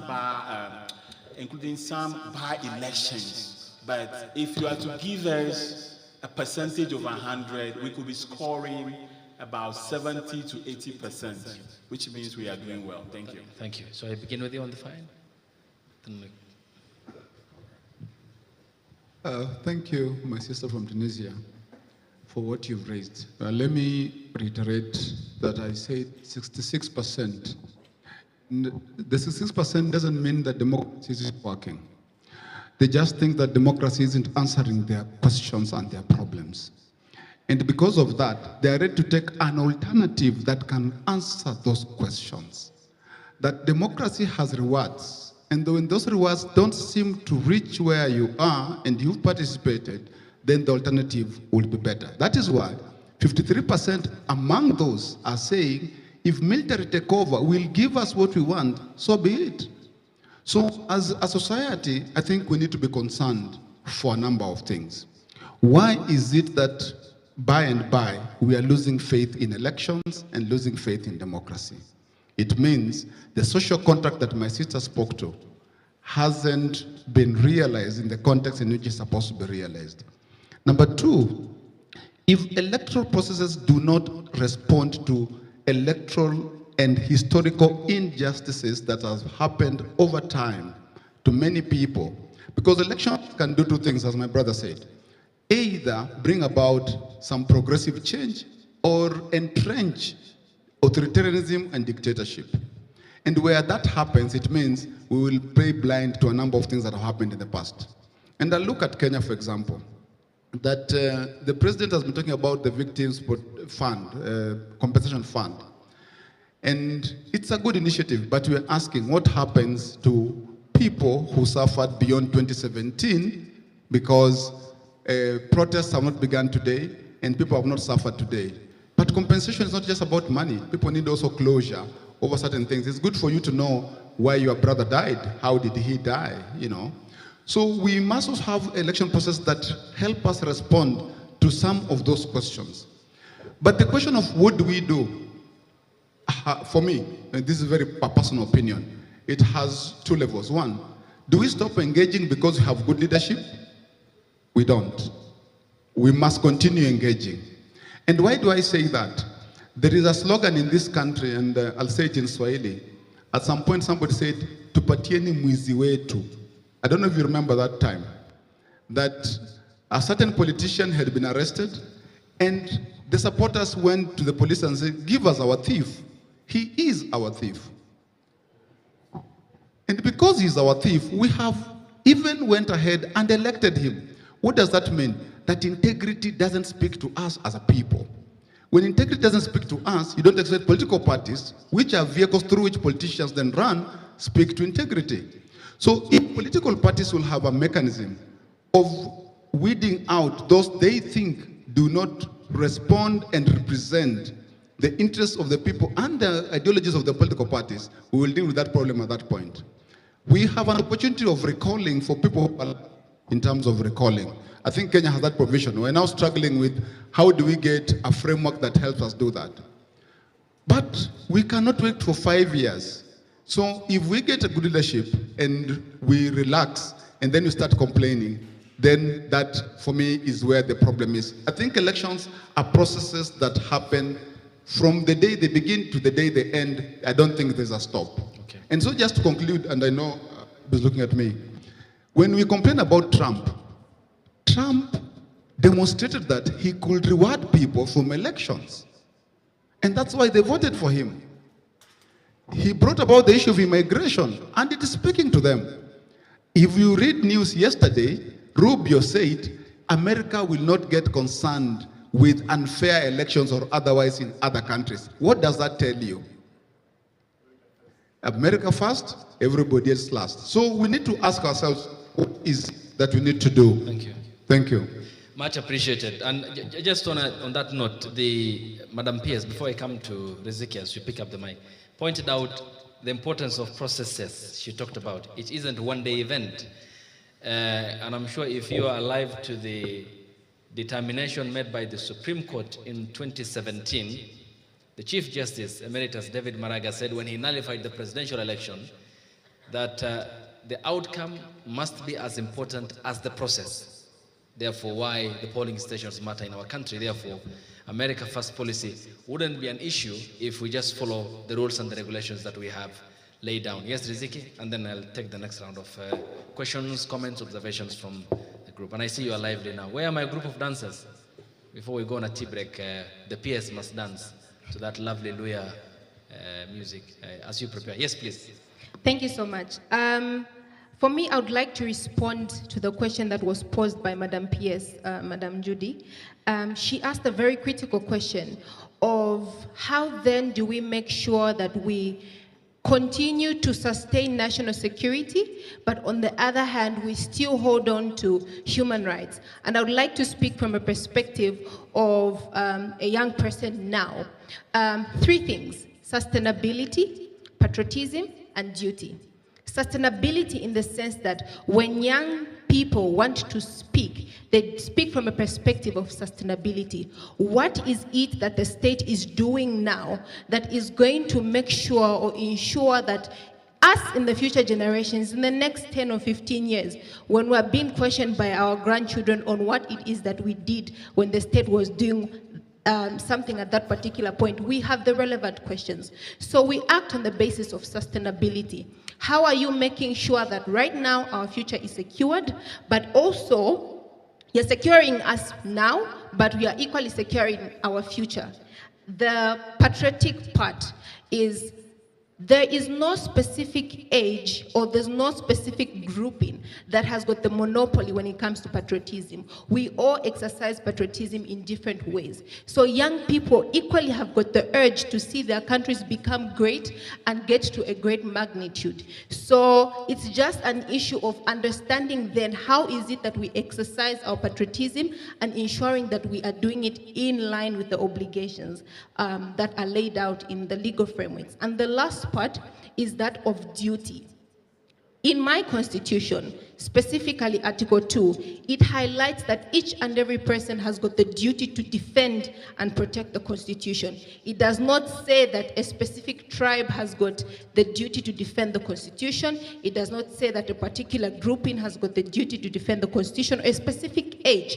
So when young people stand up and say we are defending our constitution that lays out the Bill of Rights, that lays out the duties of each and every citizen, it is up to the state, and it is also up to each and every citizenry to understand that each and every person has got the duty, and that each and every citizen is upholding that duty in a way in which they see fit.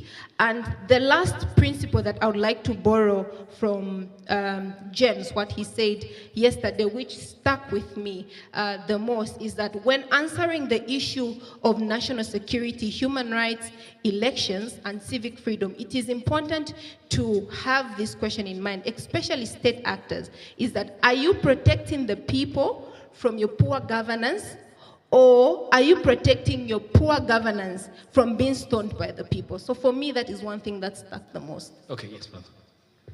Okay, so let me talk about civic education, because I remember you asked that question. I didn't touch on it. Civic education is a shared, duty by both governments. There's an agency of government in Nigeria called the National Orientation Agency, which ought to, conduct periodic and, regular civic education. But because of challenges of funding, so the government does not do anything. Political parties are also expected to carry out civic education. They don't do that. It's only civil society that does it. And you find out that civil society depends entirely on donor support to do this. So when there's no donor support, no civic education happens. And particularly for community-based organizations, because we need to reach to those at the grassroots. Then talking about political party financing, there is a limit to which political parties can spend in campaign, whether it is the presidency or the governor or members of the parliament. There's a limit, and this ought to be monitored by the Independent National Electoral Commission. But it hardly does it because the INEC is burdened with too many responsibilities. So it finds it difficult to do all the things within its mandate. And now this takes me to the issue of vote buying. The last election, the current president, and I was talking about him, of course, all the political party candidates bought votes. But the report of the European Union, as well as report of local observers, documented that the president bought each of the delegates with $20,000. Each delegate was given $20,000. Delegates who will now elect the political party candidates. And then during elections, vote buying goes on with security agencies standing by and doing nothing. Now, you talked about election not being a one-day event, but of course it is a process that requires sustained civic freedoms and institutional integrity. So what this means is that we need to have independent election management bodies. There is need to protect civic freedoms, and then security agencies ought to operate with neutrality and accountability. And then I think that the African Charter on Elections, Democracy, and Governance needs to be used to hold state parties to account. And let me end with this. What happened, recently. Usually it is under our constitution. When insecurity, becomes escalated, the constitution empowers the president to take exceptional security measures, and this includes declaring a state of emergency. But of course, the constitution defines what powers that the president can exercise in declaring a state of emergency. This does not include dismantling democratic institutions. Now, the president declared a state of emergency and removed an elected governor, and this is clearly unconstitutional. And so in spite of public outrage, it doesn't seem to bother us. So this is about not even being responsive to public concerns, so not be sensitive to public opinion. So you have clearly authoritarianism entrenched in place of the democratic governance. Okay. Noted. Yes, please. Thank you. This is Cliff from Kisumu on team. My comments are basically around one on the reforms and on civic education. When we're talking reforms in the Kenyan context, we rely on the legislators to legislate law. But there's some legislation bias that commonly happen with our MPs. I'll give an example of the recall clause. We took the IBC to court and on constitutionalization of the recall clause. And right now there's a recommendation that the Assembly should be able to look at the recall clause, and it's something that will affect them. Definitely I don't see them changing it. And it requires that we as CSOs, that I tie this to what our PS, Senator Perano said, it requires a lot of our work together. The CSOs, human rights defenders, it's not going to just be a statement or a recommendation in a conference. It's going to take a lot of agitation. And as you already can see, everyone is already preparing. There's already a lot of tribal mobilization. There's a lot of sectarian thinking around these reforms. So it is key that we have a common message and a common focal point that brings out the real issues. And this takes me to the civic education. What's the value in the civic education? We put a lot of investment in civic education, IEC materials and all that, mainly donor funded many times. But when we get to elections, the results make you wonder if the civic education worked. Everybody votes in, tribal cocoons, and the results don't look like people are civically empowered. So what's the value? How do we rethink? How do we innovate and involve people in such a way that we can see patriotism in our results from the processes that we engage in our civic education? Thank you. Okay, thank you. Yes, the young lady in the red beret. Thank you so much. I wanted to comment on the sentiments that Madam PS had made, that sometimes the Gen Zs do not understand or know their roles and their responsibility as they exercise their rights.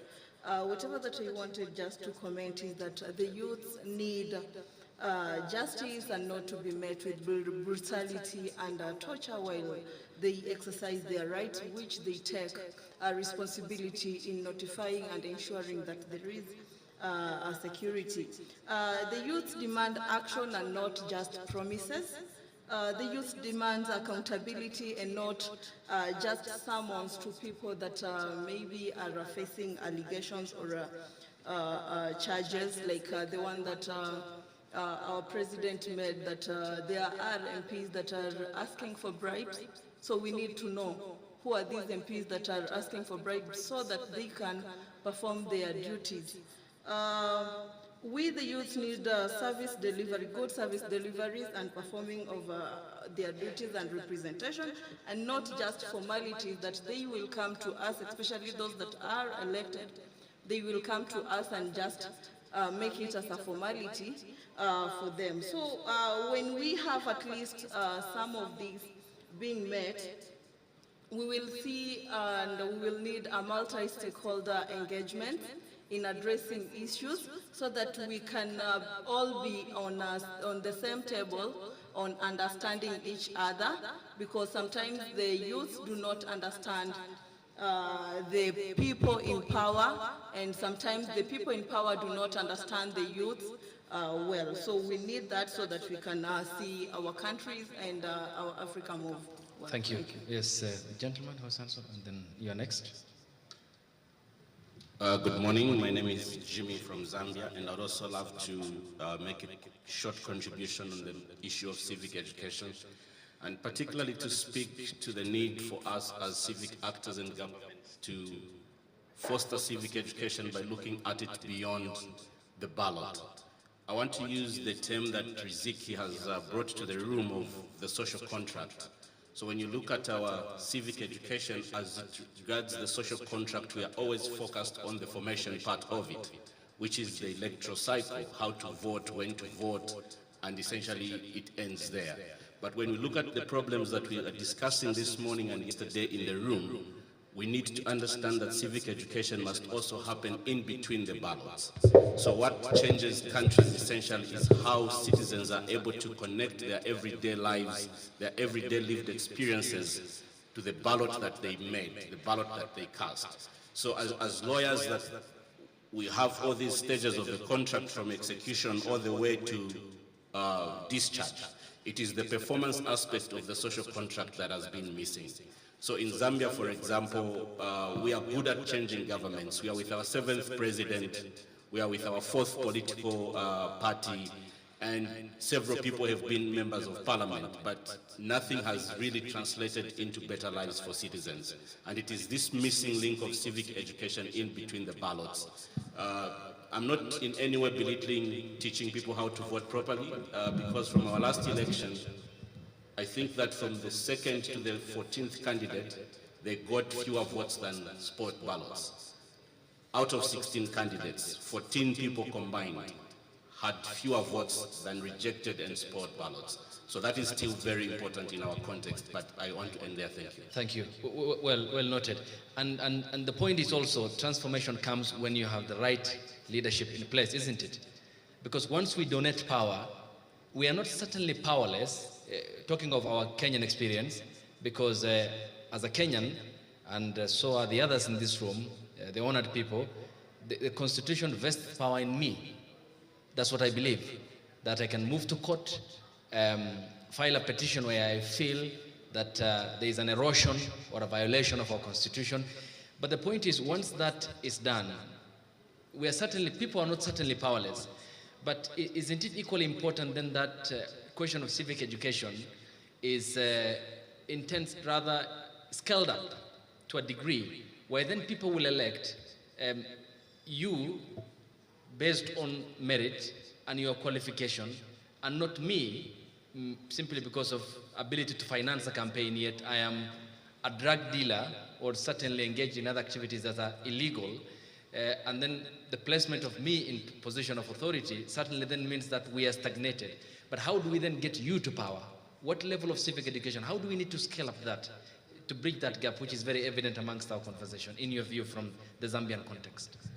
Well, I think from the Zambian context, it still comes back to education. We still also have that problem where members of parliament are essentially elected on pre-election corruption. So they build community projects, for example, and then suddenly when they become members of parliament, they realize that they cannot sustain that in their constituency, and so their constituents get annoyed, and then they vote for the next person. So it still comes back in our context to education, to make people understand that the person that they vote for has duties and they have rights. And the relationship between them and the duty bearer is that the duty bearer must work to ensure that their rights are realized. That is something that has been missing in our context. I'm not very sure about Kenya and other jurisdictions. So for us, MPs are seen as kindly benefactors. So the expectation from citizens has not been that of expecting enhancement of service delivery, but rather of somebody that is going to attend to your funeral, somebody that is going to buy you a beer, somebody that is going to give you access to land because they are now sitting in the council, so they'll help you get a plot of land. So the relationship has been grossly misunderstood in our context. And I think that we still need to get back to the education aspect. Thank you. Thank you. Yes, I'll come to you. Yeah. Good morning, everyone. My name is Chelimo Joroge, and I work with Forum Civ here in Kenya. And allow me to reflect on two very quick practical solutions. And it also looks at the title for this plenary discussion and also on civic education. And one is progressively, we need to continuously invest in counter-narrative work and projects. And then what that means is for many years, I think the last decade, there's very good investment and work done around counter-terrorism that really saw fruits of what we're benefiting even in our country today. And what we can see now, the new kind of terrorism, is the misinformation, the disinformation online. But what we haven't done very intentionally is to invest on counter-narrative work that then intentionally changes or corrects the misinformation and disinformation that goes out there. We have had bloggers that have admittedly said that they have been paid by politicians to push a particular narrative, and we are seeing more and more information and how we consume information online. And if we are not intentional in investing for or getting funding specifically for counter-narrative work, we will be lagging behind in this very important work. And of course, that also builds in civic education. And the other thing is we need to completely change the landscape of how we do civic education. If you look at what worked with the finance bill, the 2024 finance bill in Kenya, is because a lot of this civic education was done online, on TikTok, literally. And this is how young people got to know, or it was unpacked for young people. But if we continuously do the traditional civic education as it has been done, And especially I'm speaking to the civil society that are here, that are designing programs for civic education, and even government that is designing programs for civic education. We completely need to change that landscape. Let's go to where people are. And it's not just TikTok, because of course then we will be propagating the digital divide, where probably not all young people or not all people are online. But if essentially civic education is to reach people and to educate them on how to vote, or even just the different political positions and their roles, then we need to completely change how we do it. We are in a very dynamic space, and post-COVID and even everything happening in Kenya post the Gen Z revolution, there's so much that we have to do differently if we were to have impactful civic education in the context that we are having today. So counter-narrative work and completely changing how we have been doing civic education and go to where people are. Thank you. Being told tea is ready. Yes, and then we do. Okay, thank you very much. My name is Gashehe. I'm a coordinator of Mandara Social Justice Center, and I had the same issues about, you know, in this country we have done civic education in the last 30 years, very limited. And I think with the new constitution, and now this is a conference, Pan-African conference, I think we needed to improve our content of civic education, and not civic, even the framing. Because I think in the last 20 years or 15, this imposition of framing of civic education has been mostly driven by the donors who want to say we are non-partisan, we are non-political. And I think when we frame a conference like Pan-African conference, I think we need now to start saying we want to do political education so that our people can know our history, the challenges we are facing. And I also have a question to the Principal Secretary on Constitutional Affairs and Human Rights. There is a proposal by Professor Makau Motua about compensation of the victims of police brutality. Is your department involved for constitutional affairs and human rights? Because I think it will be very important to know whether the departments of the government are involved in some of these roadside declarations by some of these people, so that we see whether this government working together, because this is a very important department. And I didn't hear our comrade principal, Judy Pareno, who also was from ODM, speaking about this transitional justice. And then the last question is about also, she didn't speak about political parties in this country. Political parties in this country are ethnic-based. So if you have ethnic-based political party and they are going to election, an election going to contest election as ethnic blocs, what happened in that election is ethnic baron competing.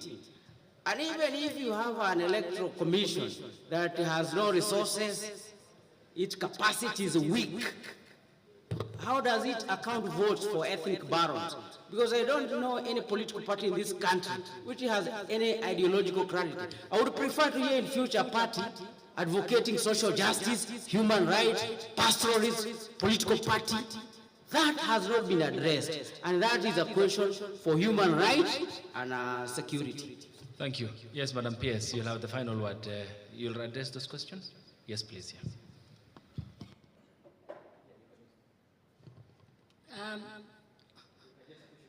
Yeah. Thank you so much for these concerns, and I am happy that I am here to shed light and to respond to some of the issues that touch on my presentation, as well as on what government is doing. First is, I think the person who just spoke, I've not taken in your name, but I've taken in what you say. He's talking about the pronouncement by the president. I call it a pronouncement, not a roadside declaration. It's a pronouncement, and rightly so, by the head of state in this government and in this republic. And he has a duty to guide, he has a duty to make such pronouncements and directions to the country on matters that touch on every aspect of governance in this country. So I want to first correct that that was not a roadside pronouncement. It was a declaration. It was a proper pronouncement by the president, giving guidance as is allowed by the Constitution of Kenya. And he came out strongly on the issues of compensation for victims. I want to say that we have structures in this country, and he is only asking us to act according to the structures. If you saw the team that he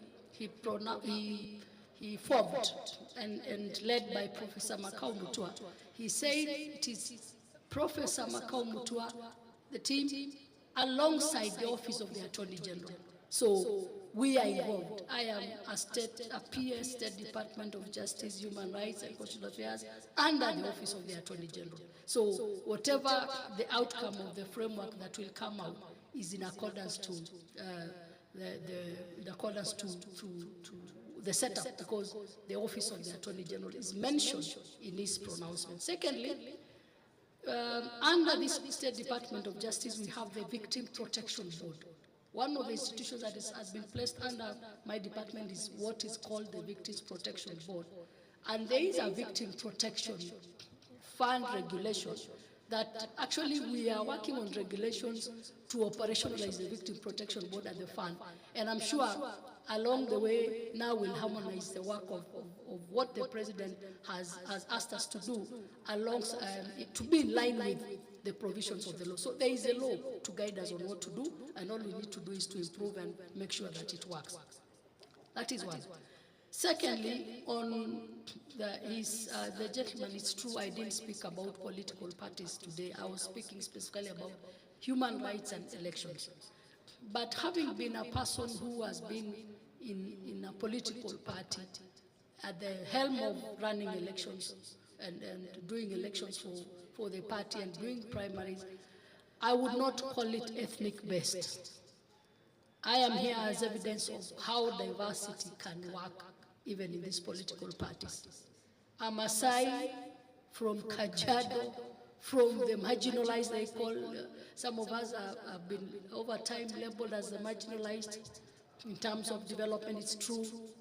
But because a political party is cognizant of having the face of Kenya and having structures that reflect the population and the ethnic balance and regional balance of the country, I happen to have been at the helm of the election board, despite the fact that I am not from, I am a Maasai. There was a Turkana in my election board. There was a Kamba in my election board. There was a Borana from my election board. There was a gentleman from the coast. So we have room. Remember, our constitution has made it mandatory for us to make sure that in whatever appointments you make, you are cognizant of our diversity and ethnic balance in everything that we are doing. So, speaking from where I was from, the political party where I served, we had ethnic balancing, we had regional balancing, and it was not it's not and has not been an ethnic based political party. And the constitution demands, if there is one that is ethnic-based, you have a right as a Kenyan to challenge that it is unconstitutional.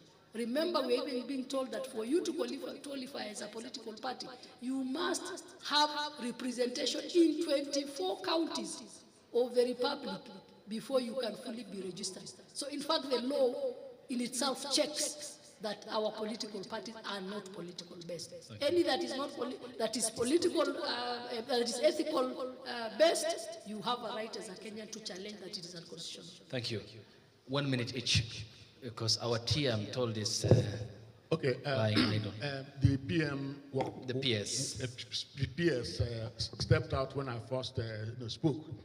Let me once again thank her for her powerful, frank and spot-on presentation, which, like I said, hit at the heart of the conversation.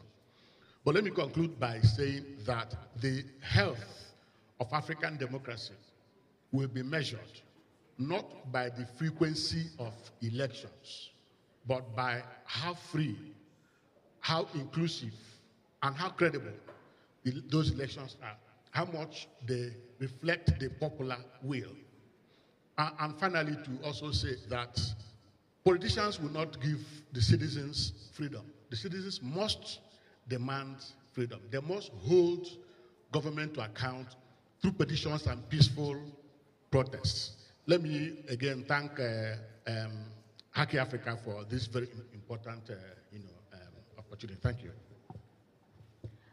For me, it is just a call to action to us individually and collectively to make sure that we not only take it upon ourselves to protect the vote, but also to ensure that we hold to account those who ought to protect the vote, because the vote is not only a voice, it is a choice, it is also the future of each and every person in each and every nation. So yeah, for me, that's that. Thank you. It's always difficult to say good things after good people, strong people have said something. But I'll say this. Elections in themselves must be recognized as a freedom. So we begin from there. So election must have integrity because it is part of the freedom that we seek.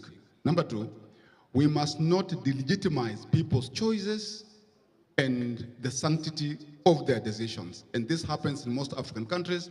You'll find, for instance, we have an election, then we'll have boardroom and bedroom conversations that then bring some people on board who are previously not there. If you look at the current government, you'll find that there are people, I'm talking about Kenya, I'm not sure about Uganda and others, people who had been there, who went to the ballot and they lost, they will still find their way in government, and some of them where I come from, particularly in Western Kenya, we've been abused on that.